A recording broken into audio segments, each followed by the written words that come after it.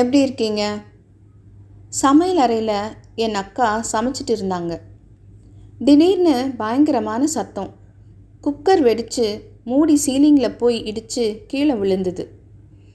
அதிர்ஷ்டவசமாக அவள் அங்கேருந்து நகர்ந்ததால் அவளுக்கு அடி எதுவும் படலை. என்ன ஆச்சுன்னு ஒரு நிமிஷம் ஒன்றுமே புரியல. அப்புறம் பார்த்தா ப்ரெஷர் குக்கரோட சேஃப்டி வேல் அடைச்சிட்டு இருந்தது.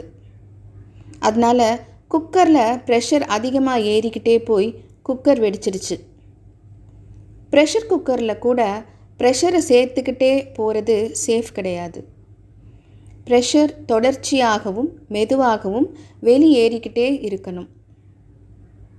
நம்ம வாழ்க்கையில் நம்ம பலவிதமான சூழல்களை சந்திக்க வேண்டியிருக்கு. அதில் சிலது நமக்கு பதட்டத்தையும் மன அழுத்தத்தையும் கொடுக்கும். இந்த சவால்களில் இருந்து தப்பிக்க நமக்கு வழியே கிடையாது. நம்ம வாழ்க்கை தரம் நாம் இந்த மன அழுத்தத்தை எப்படி சமாளிக்கிறோம் என்பதில் தான் இருக்குது.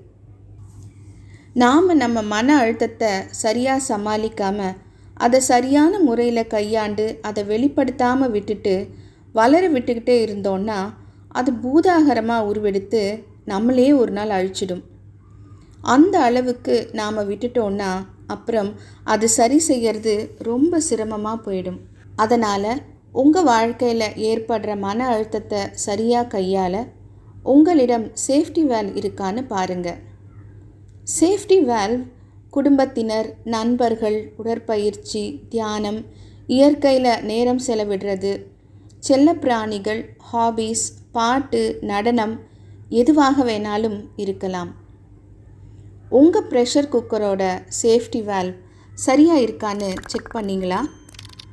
அடுத்த தடவை உங்களை பார்க்குற வரைக்கும் சிரிச்சுக்கிட்டே இருங்க. எதிர்காலம் நல்லதாகவே அமையும். நிகழ்காலத்திற்கு நன்றியுடன் டிவைன் கான்ட்ராக்ட்ஸ்.